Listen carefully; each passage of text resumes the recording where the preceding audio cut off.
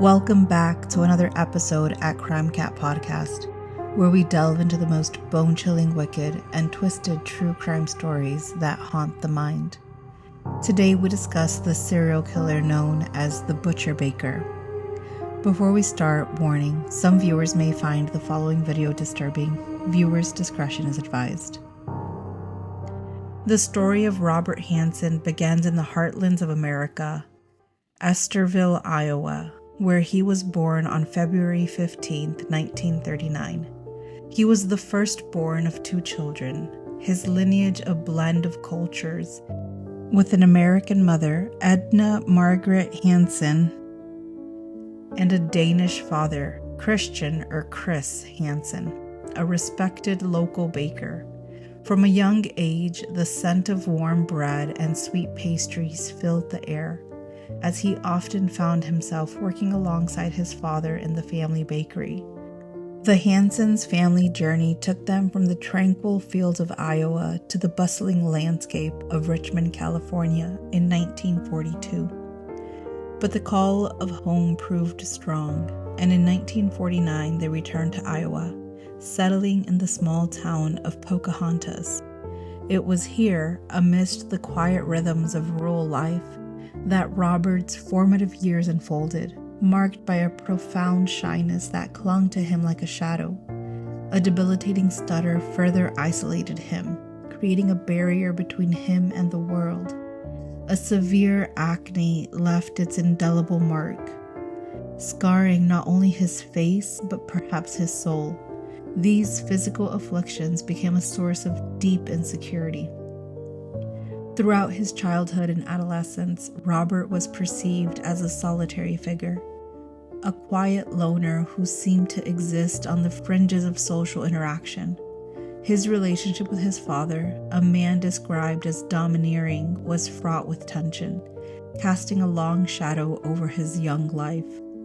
In this atmosphere of quiet desperation, Robert found comfort in the solitude of the outdoors. Hunting and archery became his refuge, a way to escape the pressures of his world and find a sense of control in the vast expanse of nature. These pursuits, seemingly innocent in their essence, would later take on a sinister significance, foreshadowing the darkness that lurked within him. In 1957, seeking a sense of purpose and perhaps a way to break free from his past, Robert enlisted in the United States Army Reserve. His service, however, was brief, lasting only a year before he was discharged. Returning to Pocahontas, he took on the role of an assistant drill instructor at a local police academy, a position that hinted at a growing fascination with power and control. It was during this time in 1960 that he entered a relationship with a younger woman, a connection that blossomed into marriage. This union, a seemingly hopeful start to a new chapter, would ultimately become another thread in the complex and tragic tapestry of his life. The year 1960 marked a dark turning point in Robert Hansen's life, a year in which the simmering resentments of his past boiled over into destructive action. On December 7th, driven by a deep-seated desire for vengeance against perceived slights from his high school years, Hansen committed an act of arson, setting fire to a Pocahontas County school bus garage. The flames, fueled by his pent-up anger, symbolized the burning resentment that consumed him. His actions resulted in a 3-year prison sentence, of which he served 20 agonizing months at the Anamosa State Penitentiary. While incarcerated, the threads of his first marriage unraveled, his wife filing for divorce, leaving him feeling more isolated and alone than ever. During his time behind bars, a deeper understanding of Hansen's troubled psyche began to emerge. He was diagnosed with manic depression, punctuated by periodic schizophrenic episodes. The psychiatrist who conducted the evaluation painted a disturbing portrait of a man with an infantile personality, driven by a consuming obsession to retaliate against those he perceived as having wronged him. This diagnosis shed light on the inner turmoil that had plagued him for so long, revealing the seeds of the darkness that would later blossom into unspeakable acts. Upon his release, Hansen's life followed a disturbing pattern. Over the next few years, he found himself repeatedly entangled with the law, his actions driven by petty theft. In 1967, seeking a fresh start, he moved to Anchorage, Alaska, with his second wife, whom he had married in 1963, and their 2 children. In this vast, untamed land, Hansen seemed to find a semblance of normalcy. He was well regarded by his neighbors, a quiet, unassuming man who blended into the fabric of the community. He even achieved recognition for his hunting prowess. However, the darkness within him could not remain dormant forever. In 1971, the mask of normalcy slipped, revealing the predator beneath. Hansen was arrested twice in quick succession, the first charge stemming from the abduction and attempted violation of a housewife. The terror she must have felt unfathomable. The second arrest involved the violation of a sex worker, a further descent into the realm of darkness. In a plea bargain, he pleaded no contest to assault with a deadly weapon in the first case, while the more serious charge was dropped, a decision that would later haunt the community. He received a 5-year prison sentence, but after serving a mere 6 months, he was released to a halfway house under a work release program, a premature release that would have devastating consequences. The cycle of crime continued. In 1976, Hansen's compulsion to take what was not his led him to attempt the theft of a chainsaw from an Anchorage Fred Meyer store. He pleaded guilty to larceny and was once again sentenced to 5 years in prison, with the added stipulation of receiving psychiatric treatment for his manic depression. Even this sentence, meant to provide a measure of justice and potential rehabilitation, was shortened by the Alaska Supreme Court. He was released with time served, a decision that would ultimately unleash the full extent of his monstrous nature upon the unsuspecting women of Anchorage. The narrative of Robert Hansen's reign of terror began, it is believed, around 1972. His modus operandi was calculated dance of deception and violence. He would stalk his prey, observing their routines, learning their habits, their vulnerabilities. Then, under the guise of ordinary interaction, he would lure them into his car, only to reveal the predator lurking beneath the surface. At gunpoint, he would force them back to his secluded home. There, he would subject them to unspeakable violations, the details of which remain too sensitive to recount. The final brutal act would be the extinguishing of their lives, either by knife attack or gunfire. Among his victims were vulnerable individuals, some struggling with challenges of sex work, others, heartbreakingly, were just teenagers, their lives full of promise but tragically cut short. It is believed by authorities that Hansen's first victim was Celia von Zanten, a young woman of just 18 years. Her disappearance on December 22, 1971, sent ripples of fear through the community. Tragically, her body was discovered on Christmas Day, frozen to death in the unforgiving wilderness after she had, it is believed, desperately tried to escape her captor. The timing of her abduction, just 3 days after Hansen's assault on the sex worker that landed him in prison, raised questions. While there were unsettling similarities between Hansen's methods and von Zanten's tragic fate, no definitive proof linked him to her demise, and Hansen himself vehemently denied any involvement. Years later, on June 13, 1983, a near-fatal encounter with a 17-year-old named Cindy Paulson would ultimately unravel Hansen's carefully constructed facade. He offered her a seemingly simple proposition, a small sum of money for a private encounter, but the promise of a transaction quickly turned into a terrifying ordeal. Once inside his car, Hansen's true intentions were revealed. A gun appeared, and Paulson was driven to his remote home in Muldoon. There she was held captive, subjected to unimaginable torment. Paulson's account to the police painted a harrowing picture of her captivity. Chained by the neck in his basement, a prisoner in his personal chamber of horrors.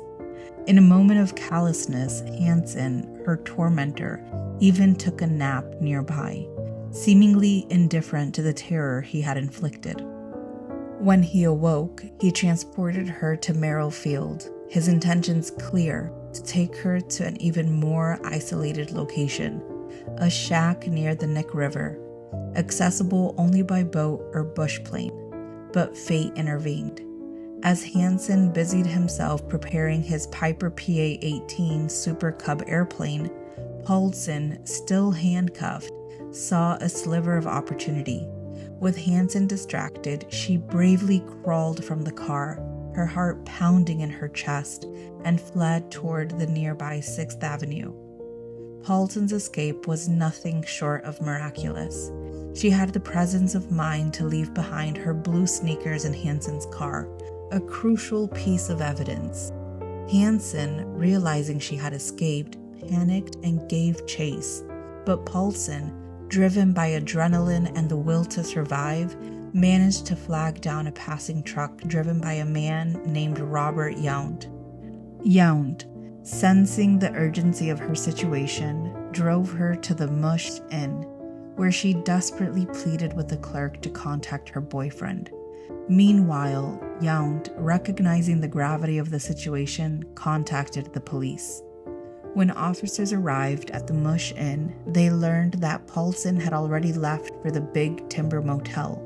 They found her there, still handcuffed and alone, the trauma of her ordeal etched on her face. At police headquarters, she recounted her terrifying experience, providing a detailed description of her attacker. Hansen, when questioned, offered a flimsy alibi, claiming she was trying to extort money from him, a tactic he would use again. Despite his previous brushes with the law, his seemingly meek demeanor and the support of a friend's alibi were enough to sway the police, and he was released. Meanwhile, Detective Glenn Floth of the Alaska State Troopers was piecing together a far more disturbing puzzle. He had been investigating a series of unsolved murders, the victims' bodies discovered in and around Anchorage, Seward, and the Matanuska-Susitna Valley. The first, dubbed Eklutna Annie, remained unidentified. Then came Joanna Messina, her remains found in a Seward gravel pit, and Sherry Morrow, her body discovered in a shallow grave near the Nick River. Floth suspected a single perpetrator. Seeking expert help, Floth contacted FBI Special Agent John Douglas, requesting a psychological profile of the suspected killer. Douglas's insights were chillingly accurate. He envisioned an experienced hunter, a man with low self-esteem, a history of rejection by women, and a compulsion to keep souvenirs from his victims. He even suggested the possibility of a stutter. Armed with his profile, Floth began the search, eventually focusing in on Hansen, who matched the profile perfectly and owned a plane. Paulson's harrowing testimony, combined with Douglas's profile, provided the crucial evidence needed to finally bring Hansen's reign of terror to an end. A search warrant was issued for his plane, vehicles, and home. On October 27, 1983, the carefully constructed facade crumbled. Investigators uncovered jewelry belonging to the missing women, a disturbing collection of trophies from his heinous crimes. They also found an arsenal of weapons, including the .223 caliber Ruger Mini 14, the instrument of his deadly hunts. Hidden behind his headboard, they discovered an aeronautical chart marked with 37 X marks, a map believed to be a burial ground for all his victims. Confronted with the overwhelming evidence, Hansen's denials eventually gave way to a confession. He attempted to justify his actions, blaming his victims, portraying himself as the wronged party. He admitted to a spree of attacks dating back to 1971, His earliest victims, young women, some as young as 16, their lives stolen by a monster hiding in plain sight. The truth, finally brought to light, was far more horrifying than anyone could have imagined. The legal proceedings that followed were a complex dance between justice and the dark secrets he held. He faced a litany of charges: assault, kidnapping, numerous weapons offenses, theft, and even insurance fraud. The fraud charge stemmed from a claim he had filed, alleging the theft of hunting trophies, a claim that allowed him to acquire the very airplane that became a tool of his horrific trade. He claimed at trial that he had simply forgotten to inform his insurer that he had found the trophies in his backyard, a flimsy excuse that revealed the extent of his deceit. The legal process took a turn when ballistics tests confirmed the devastating link between bullets found at the crime scenes and Hansen's rifle. Faced with irrefutable evidence, he entered a plea bargain, a calculated move to mitigate the consequences of his unspeakable actions. He confessed to 4 murders for which the police had concrete evidence: the tragic cases of Sherry Morrow, Joanna Messina, Teresa Golding, and the unidentified Eglutna Annie. In exchange for their admissions and in a manipulative move, he offered to provide details about his other victims, a bargain struck in return for serving his sentence in a federal prison, and remarkably, a promise of no publicity in the press. Another condition of this agreement was his participation in deciphering the cryptic markings on his aviation map, a map that held the key to unlocking the final resting places of his victims. Hansen's cooperation was disturbingly methodical. He confirmed the investigators' theories about how he abducted the women, revealing the details of his methods. He even admitted that on occasion he would release a potential victim if she managed to convince him she wouldn't report him to the authorities. He indicated that his gruesome spree began in the early 1970s. The job of uncovering the truth began. Hansen led investigators to 17 grave sites scattered across south central Alaska, 12 of which were previously unknown. Each discovery was a reminder of the lives he had extinguished, the families he had shattered. But even in this act of partial cooperation, Hansen held back. There were marks on his map, secrets he refused to reveal, including 3 locations in Resurrection Bay, near Seward.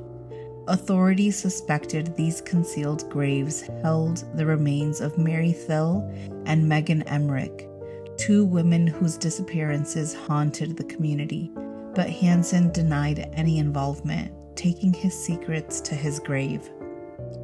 The remains of 12 of the estimated 21 to 37 victims were exhumed, a heartbreaking process that allowed some families to finally lay their loved ones to rest. The toll of Hansen's crimes were immense, the true number of victims a question mark that may never be answered. Hansen was ultimately sentenced to a staggering 461 years in prison without the possibility of parole, a sentence that reflected the magnitude of his horrific crimes. He was initially incarcerated at the United States Penitentiary, Lewisburg in Pennsylvania. In 1988, he returned to Alaska, briefly held at Lemon Creek Correctional Center in Juneau, and later transferred to Spring Creek Correctional Center in Seward. In May 2014, his failing health necessitated a move to the Anchorage Correctional Complex. The end of his life came on August 21, 2014, at the age of 75, at Alaska Regional Hospital in Anchorage.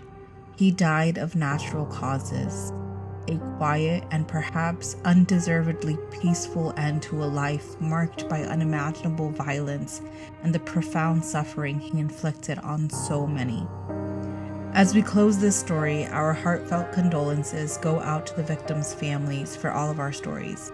As always, we thank you for your support, and don't forget to subscribe for more bone-chilling, wicked, and twisted true crime stories that haunt the mind.